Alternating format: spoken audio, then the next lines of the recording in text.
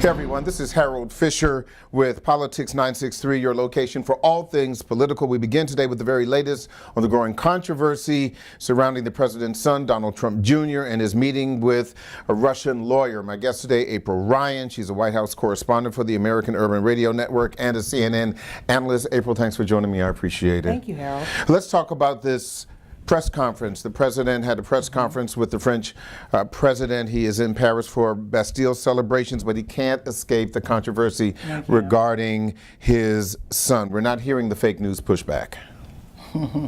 No, this time the president really realizes the stakes are high. His son is involved, and it's a direct link to him. The president called it in this press conference.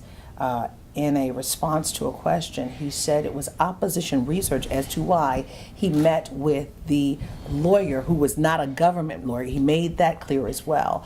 But still, his son went to a woman who is an attorney to find out some damaging information on Hillary Clinton, because his email showed, if indeed this is what you say it is, I love it. So he was understanding what it was about. And the president also said most people would have taken the meeting.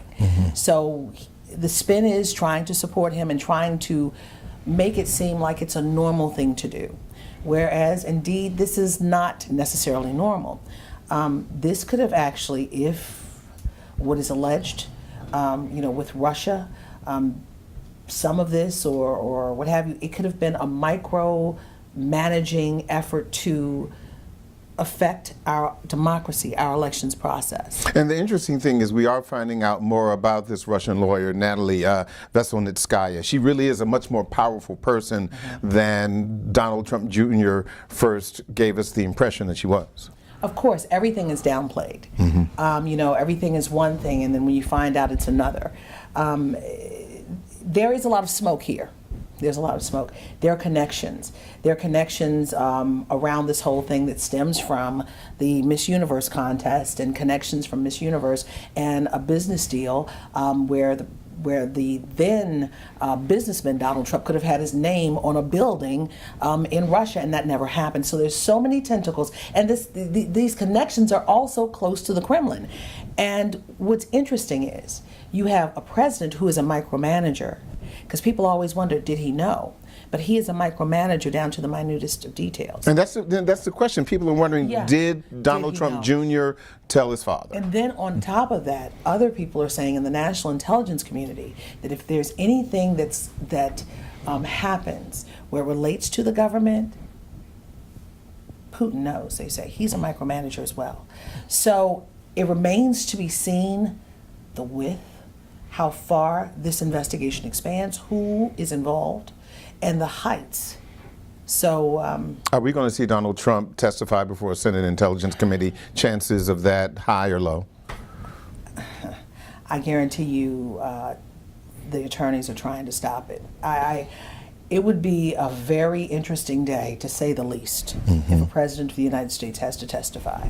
I'm sure if they are quietly trying to do that on the Hill, I'm sure the lawyers on the opposition side, on Donald Trump's side, are saying, we're not going to do this. They'll probably do everything they can do without allowing that to happen. The other piece on Capitol Hill, the GOP Senate health care plan released, is it dead on arrival? Depends who you ask. You have some who want different pools, different people, those who have pre-existing versus those who are okay, health-wise. We have to see what the score is, what it actually does. People are leery of these bills because you have to think about it. ACA, the Affordable Care Act, which it is originally called, and which it's better known as Obamacare, even though it has a lot of negatives, people are still in need of health care, and they want health care. Some of the negatives, this high deductible issue. Yeah, fix it. But if you fix it, does it mean taking everybody off? And even with all of the negatives of ACA or Obamacare, in some instances it's showing that this was the best that they could do, because all of these plans that are coming up are cutting people off. They're raising rates. Medicaid recipients are in trouble.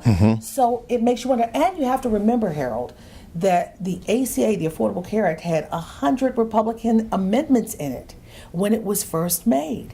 So when they say we're going to repeal and replace, they're repealing and replacing a lot of what they came up with as well. Real quick, what's the strategy behind not airing the press briefings at the White House? What is it that they don't want us to see?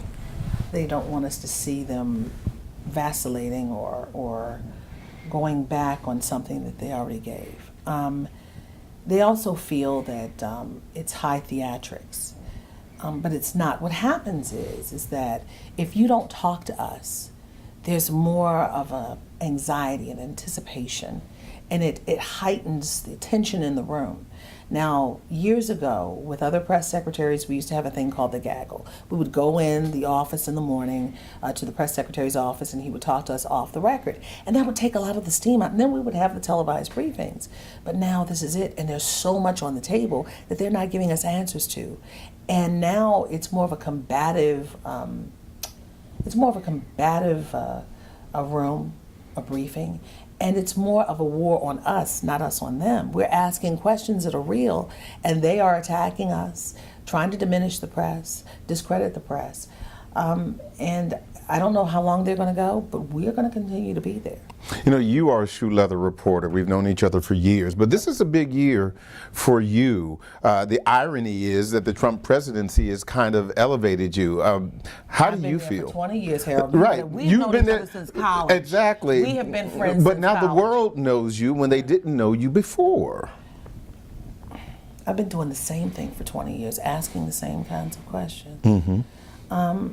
I'm the same April, and you know that. I'm the same April.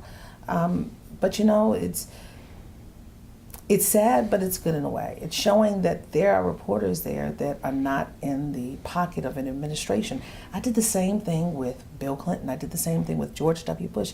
I did the same thing with Barack Hussein Obama, and now I'm doing the same thing with President Trump.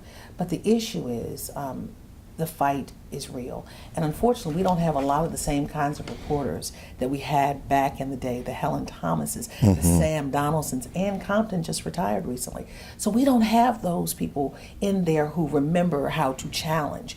We have reporters who now, unfortunately, some of them, and I'm saying some, I'm not going to do a blanket statement, but some of them don't mind being embedded. It's a friendly adversarial relationship. And you know, you have to be very careful of how far that friendliness goes. And because at the end of the day, I'm going to question you about something. And you don't want to be used. Oh, no, Yeah. no, not at all. Good to see you, April. You Always too. a pleasure. But I do want an interview with the president. I'm sure you do. Oh, don't yes. don't, And don't I've we been all? asking. Yeah, don't we Yeah, I've all? been asking. April Ryan, always good to see you. That's Politics 963. I'm Harold Fisher. Of course, you can stay connected to us for all things political. That's on Twitter, Instagram, Facebook at Politics 963. And of course, use the hashtag Stay Woke. Stay woke.